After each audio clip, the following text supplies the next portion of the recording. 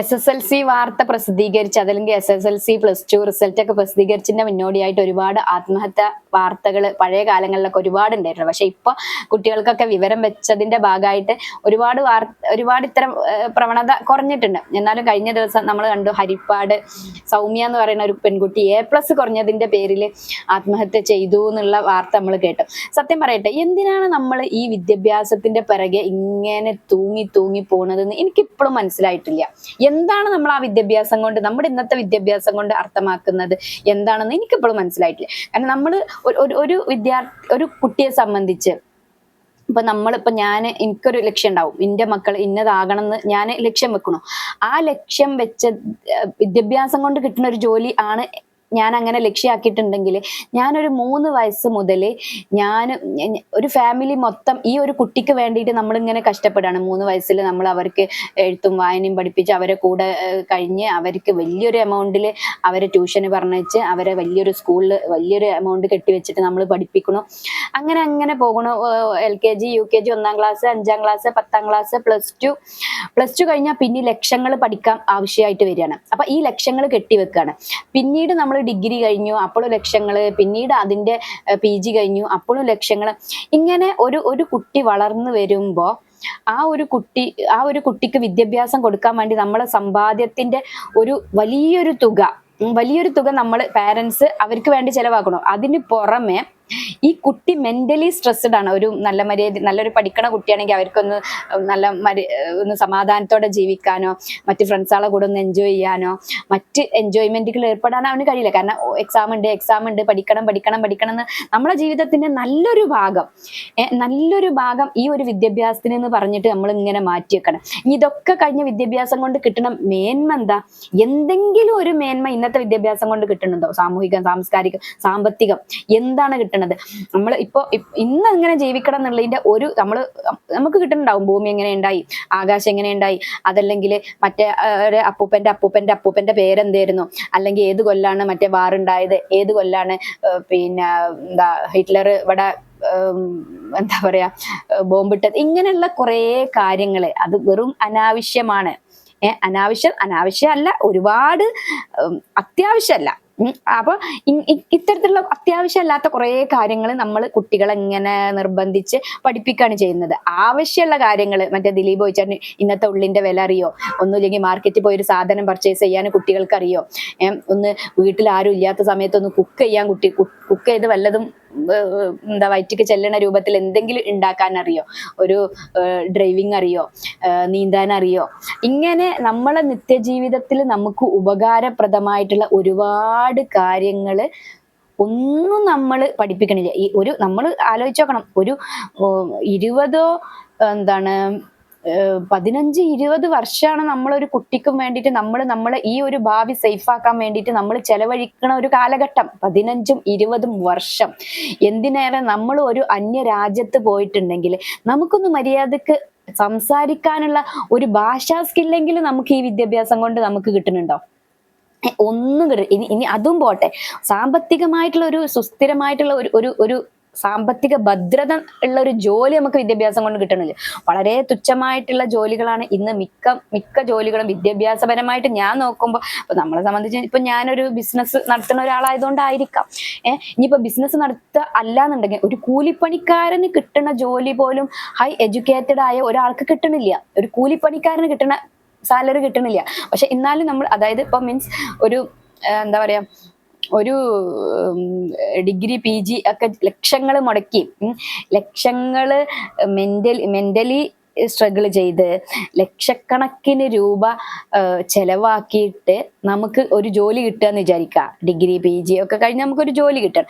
ആ ജോലിയിൽ കിട്ടുന്ന സാലറി ചിലപ്പോൾ 15,000-20,000 ആണെങ്കിൽ ഇതിലപ്പുറം ഇതിന്റെ ഇരട്ടി ഉണ്ടാക്കുന്നുണ്ടാവും ഒരു കൂലിപ്പണിക്കാരനായ ഒരു ഡെയിലി വേജ് തൊഴിലാളി. എന്തെങ്കിലും ഒരു സ്കില്ല് ഡെവലപ്പ് ചെയ്ത ഒരു തൊഴിലാളി, ഒരു കൈത്തൊഴിൽ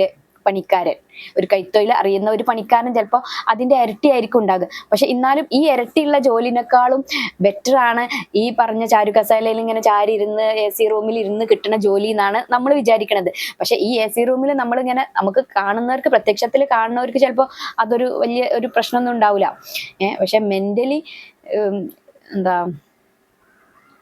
മെന്റലി അയാൾ ഭയങ്കര സ്ട്രെസ്ഡ് ആയിരിക്കും. ഇപ്പൊ നമുക്കറിയാം പല ബാങ്ക് ജീവനക്കാരായിക്കോട്ടെ, അതല്ലെങ്കിൽ മറ്റ് പ്രൈവറ്റ് സ്ഥാപനങ്ങളിൽ ജോലി ചെയ്യുന്ന, ഇപ്പൊ കഴിഞ്ഞ ദിവസം നമ്മൾ കണ്ടതാണ് ബാർ കൗൺസിലുള്ള ഒരു ലേഡി സ്റ്റാഫിനെ അടിച്ച് പപ്പടാക്കിയ ഒരു കേസൊക്കെ നമ്മൾ കണ്ടതാണ്. അപ്പോൾ അത് സീനിയേഴ്സിന്റെ എന്താണ് ടോർച്ചറിങ്, കസ്റ്റമേഴ്സിന്റെ ടോർച്ചറിങ്, പിന്നെ കസ്റ്റമേഴ്സിന്റെ കാല് പിടിക്കേണ്ടി വരും, മാനേജേഴ്സിന്റെ കാല് പിടിക്കേണ്ടി വരും, മറ്റ് സീനിയർ എംപ്ലോയീസിന്റെ കൂടെ വർക്ക് ചെയ്യണ അവരെ കാല് പിടിക്കേണ്ടി വരും. ഇവരൊക്കെ കാല് പിടിച്ച് നമുക്കൊരു തുച്ഛമായ സാലറിയാണ് നമുക്ക് പിന്നെ ഇത്തരം ജോലി കൊണ്ട് നമുക്ക് പലർക്കും ഭൂരിപക്ഷം ആളുകൾക്കും കിട്ടണത്. അപ്പൊ എനിക്ക് ഇപ്പൊ എൻ്റെ ഒരു ഫ്രണ്ടിന്റെ മകനുണ്ട്, അവന് മറ്റേ എന്താ ബിടെക് എങ്ങാനും കഴിഞ്ഞിട്ട് പിന്നീട് ഒരു പ്രൈവറ്റ് ബാങ്കിൽ ജോലി ചെയ്യും. ആ സമയത്ത് ഏകദേശം ഒരു 15,000 താഴെയാണ് അവന്റെ സാലറി. അവിടെ ഇവിടെയും കുറച്ച് ദൂരെയൊക്കെ പോയി പഠിച്ച് ഒരുപാട് പൈസയൊക്കെ ചെലവാക്കി ഈ ചെക്കന് ബിടെക് കഴിഞ്ഞിട്ട് ഇവന് ഇങ്ങനെ വർക്ക് ചെയ്യാം. 15,000 താഴെയായിരുന്നു സാലറി. പോട്ടെ, ഇവന് ഒരു ബാങ്കിൽ വർക്ക് ചെയ്തിട്ട് ഭയങ്കര സ്ട്രെസ്സാണ്. ഇവനൊരു ഏറ്റവും ചുരുങ്ങിയത് ഒരു ഫോൺ, അവന്റെ ഒരു പാരന്റ് എന്നോട് പറഞ്ഞതാണ്, ഒരു ഫോൺ എടുക്കാനുള്ള സമയം കൂടെ അവിടെ അനുവദിക്കണില്ല. എത്ര സമയം മുതൽ, രാവിലെ ഒരു സമയം ആണ്ട് തുടങ്ങിയാൽ വൈകുന്നേരം 8 മണി വരെയൊക്കെയാണ് വർക്കിംഗ് ടൈം. നിങ്ങളൊന്ന് ആലോചിച്ച് നോക്കൂ, എന്തിനാണ് ഇത്രയും കഷ്ടപ്പെട്ട് ഈ പറയുന്ന ഈ വിദ്യാഭ്യാസത്തിന്റെ പിറകെ പോകണം? എനിക്ക് ഒരു പിടുത്തം കിട്ടാത്തൊരു കാര്യമാണ്. ഞാനും പഴയ കാലത്തൊക്കെ അങ്ങനെ ചിന്തിച്ചിരുന്നു. അപ്പൊ പിന്നെ പഠനം എന്ന് പറഞ്ഞാൽ എല്ലാവർക്കും പറ്റുന്ന ഒരു പണിയല്ല. ഓരോരുത്തർക്കും ഓരോ സ്കില്ലാണ്, ഓരോരുത്തർക്കും ഓരോ. ഇപ്പൊ എന്നെ സംബന്ധിച്ചൊക്കെ ഞാനൊക്കെ ചെറുപ്പത്തിൽ പഠിക്കുമ്പോൾ ഒരു എഴുത്ത് ഭയങ്കര മോശമായിരുന്നു. ഞാൻ ഒരാളെ കോപ്പി അടിച്ച് ഞാൻ എഴുതുകയാണെങ്കിലും അവർക്കൊരു 10 മാർക്ക് ഉണ്ടെങ്കിൽ എനിക്ക് 2 മാർക്ക് കിട്ടുള്ളൂ. കാരണം അതിന്റെ എഴുത്തിന്റെ മോശമാണ്. അപ്പൊ ആ കാര്യത്തിൽ ഞാൻ ഭയങ്കര വീക്കാണ്. എന്നാ ഈ പറഞ്ഞ പോലെ സംസാരിക്കാനുള്ള എന്തെങ്കിലും ആണെങ്കിൽ അവർക്ക് ചിലപ്പോൾ 5 കിട്ടണം, എനിക്ക് ചിലപ്പോൾ 10 കിട്ടും. ഇതാണ്. അപ്പൊ വിദ്യാഭ്യാസം എന്ന് പറഞ്ഞാൽ അത് എല്ലാവർക്കും പറ്റിയ ഇതേപോലെ മെമ്മറി ഭയങ്കര ബുദ്ധിയുള്ള ആൾക്കാർക്ക് പറ്റിയ പണിയാണോ വിദ്യാഭ്യാസം? അതുമല്ല. മെമ്മറിയിൽ ഇപ്പൊ ഞാൻ പണ്ടൊരു കഥ കേട്ടിട്ടുണ്ട്, അത് ഞാനിപ്പോ ഇവിടെ പറയാം. അതായത് നമ്മളൊരു കാട്ടിലൊരു മത്സരം നടത്തി. കാട്ടിൽ പല രീതിയിലുള്ള ജീവജാലങ്ങളും ഉണ്ടാവുമല്ലോ. പറക്കാൻ അറിയണവരെ, നീന്താൻ അറിയണവരെ, മരം കയറാൻ അറിയണ ജീവികൾ, ഇങ്ങനെ പല ജീവികളുണ്ട്. മത്സരം എന്താണ്, നീന്തിയിട്ട് അക്കരെ കടക്കുക എന്നുള്ളതായിരുന്നു മത്സരം. അപ്പൊ സ്വാഭാവികമായിട്ടും ഈ നീന്തലിൽ മിടുക്കരായിട്ടുള്ള മുതലേ, മീനോ അതല്ലെങ്കിൽ ആമ, അങ്ങനത്തെ തവള, അങ്ങനത്തെ ജന്തുക്കളാണ് ഈ നീന്തൽ മത്സരം നടത്തുമ്പോ ഇതാക്കുക. അപ്പൊ അതിനേക്കാളും നല്ല ശൗര്യമുള്ള ഓട്ടക്കാരായിട്ടുള്ള ആളുകളും ചാട്ടക്കാരായിട്ടുള്ള ആളുകളൊക്കെ പിന്തള്ളപ്പെടുകയാണ്. അപ്പൊ ഇതാണ് നമ്മുടെ വിദ്യാഭ്യാസം. ഇത് ഒരു സ്റ്റോറിയാണ്. അപ്പൊ ഇതാണ് നമ്മുടെ ഇന്നത്തെ വിദ്യാഭ്യാസം. നമുക്ക് എല്ലാ രീതിയിലുള്ള ആളുകളെയും പരീക്ഷയിലൂടെ ഇതാക്കുക. അപ്പൊ ആ പരീക്ഷയിൽ സ്കില്ലുള്ള ആളുകൾക്ക് മാത്രല്ലേ അത് വേണ്ട രീതിയിൽ അച്ചീവ് ചെയ്യാൻ കഴിയുള്ളൂ. പക്ഷെ അതിനേക്കാളും ഒരുപാട് ബുദ്ധിയുള്ള ഒരുപാട് ആളുകൾ, ഇപ്പൊ നമുക്കറിയാം, ഒരു SLC പരീക്ഷ എടുക്കാം. SLC പരീക്ഷ ഒരു 4ഉം 5ഉം വട്ടം എഴുതിയിട്ട് ഒരാൾക്ക് ജയിക്കാൻ പറ്റണില്ല എന്ന് വെച്ചാൽ അയാൾ വിഡ്ഢിയാണോ? ഒരിക്കലും അല്ല. അയാൾ ഈ പറഞ്ഞ ഇവരെക്കാൾ ഒരുപാട് ബുദ്ധിയുള്ള ആളായിരിക്കും. പല സ്കില്ലുകൾ അയാൾക്ക് ഉണ്ടായിരിക്കും. പക്ഷെ ഈ പറഞ്ഞ ഗവൺമെന്റ് പറയുന്ന ഈ ഒരു സ്കില്ല് മാത്രമാണ് അയാൾക്ക് ഇല്ലാത്തത്. എഴുതാൻ അറിയണില്ല, വായിക്കാൻ അറിയണില്ല, അതല്ലെങ്കിൽ മെമ്മറിയിൽ ഈ കാര്യങ്ങൾ സൂക്ഷിക്കാനും അതുപോലെ പകർത്താനും ഉള്ള ഒരു അറിവില്ലായ്മയാണ്. അപ്പൊ ഇതാണ് നമ്മളെ വിദ്യാഭ്യാസ രീതി. അപ്പൊ എന്തിനാണ് ഇത്തരം ഇന്ന് എല്ലാ ആളുകളും പഠിക്കാം. അപ്പൊ നമ്മളൊക്കെ പഴയ കാലത്തൊക്കെ നമുക്കറിയാം വളരെ വിജയ ശതമാനം വളരെ കുറവായിരുന്നു, വളരെ കുറഞ്ഞ ആളുകൾ മാത്രമേ പഠിക്കുന്നു. പക്ഷെ ഇന്ന് എല്ലാവരും പഠിക്കുകയാണ്. അപ്പൊ എന്തിനാണ്? അപ്പൊ ഈ പഠിക്കുന്നവർക്കൊന്നും ജോലി കൊടുക്കാൻ ജോലിയില്ല. ഞാനിങ്ങനെ വിചാരിക്കും, പിന്നെ നമ്മളൊരു എൻ്റെ ഒരു അഭിപ്രായത്തിൽ ഒരു 15 വയസ്സ് വരെ നമ്മൾ പഠിച്ചിട്ടുണ്ടെങ്കിൽ 15 വയസ്സ് നമ്മൾ ഏൺ ചെയ്യാൻ ശ്രമിക്കണം. 15 വയസ്സ് ടു 20 വയസ്സ് വരെ നമ്മൾ ഏൺ ചെയ്ത് അതിന്റെ സ്റ്റെബിലിറ്റിയിൽ നിൽക്കണം, സ്റ്റാൻഡായി നിൽക്കാൻ ശ്രമിക്കണം. 20-25 വയസ്സാകുമ്പോൾ നമ്മൾ സെറ്റിൽ ആവണം. നമ്മൾ ഫിനാൻഷ്യലി സെറ്റിൽ ആവണം. ഞാനൊക്കെ അതാണ് വിചാരിക്കണത്. ഫിനാൻഷ്യലി ഒരു 25 വയസ്സാകുമ്പോഴേക്കും നമ്മൾ ഫിനാൻഷ്യലി സെറ്റിൽ ആവണം. അപ്പൊ നമുക്കൊരു 15 വയസ്സിൽ നമുക്ക് ഇൻകം കിട്ടി തുടങ്ങിയാലേ നമുക്ക് ഈ 25 വയസ്സിൽ നമുക്ക് സെറ്റിൽ ആവാൻ പറ്റുള്ളൂ. പക്ഷെ ഇന്നത്തെ വിദ്യാഭ്യാസം, ഇന്നൊരു 20-25 വയസ്സ് കഴിയുമ്പോഴേക്കും നമ്മളെ വിദ്യാഭ്യാസം അവസാനിക്കുള്ളൂ. അപ്പൊക്കിന് ഒരു 10 കൊല്ലത്തേക്കുള്ള കടം അവരുണ്ടാക്കിയിട്ടുണ്ടാവും. അതായത് 25 വയസ്സിൽ നമ്മളെ വിദ്യാഭ്യാസം അവസാനിക്കുമ്പോ നമുക്കൊരു ജോലിയിൽ കയറുമ്പോ ഒരു 10 വർഷം 10 വർഷം നമ്മൾ ജോലി ചെയ്ത് വീട്ടാനുള്ള കടം ഈ വിദ്യാഭ്യാസത്തിന് വേണ്ടി നമ്മൾ ചെലവഴിച്ച കടം. അപ്പൊ 25-35 വയസ്സ്. ഈ 35 വയസ്സിന് ശേഷം പിന്നെ നമുക്ക് കിട്ടണ ഈ വരുമാനത്തിൽ നിന്ന് നമ്മളിങ്ങനെ മിച്ചം പിടിച്ചിട്ട് വേണം നമ്മൾ ഒരു ഫിനാൻഷ്യൽ സ്റ്റാൻഡേർഡ്. എനിക്കറിയാം എന്റെ കൂടെ ETC ഒക്കെ പഠിച്ച കുട്ടികൾ, ഞങ്ങൾ ഗെറ്റ് ടുഗദർ കഴിഞ്ഞ ദിവസം ഉണ്ടായ സമയത്ത് ഒരു ഏകദേശം 40 വയസ്സോളായി. അപ്പൊ ആ സമയത്ത് ഇപ്പോഴും ഓരോരുത്തർ സെറ്റിൽ ആയിട്ടില്ല. ഒരു വരുമാനം ഒരു നല്ല ജോലി പോലും കിട്ടാൻ വേണ്ടി ഇപ്പോഴും ശ്രമിച്ചുകൊണ്ടിരിക്കുകയാണ്.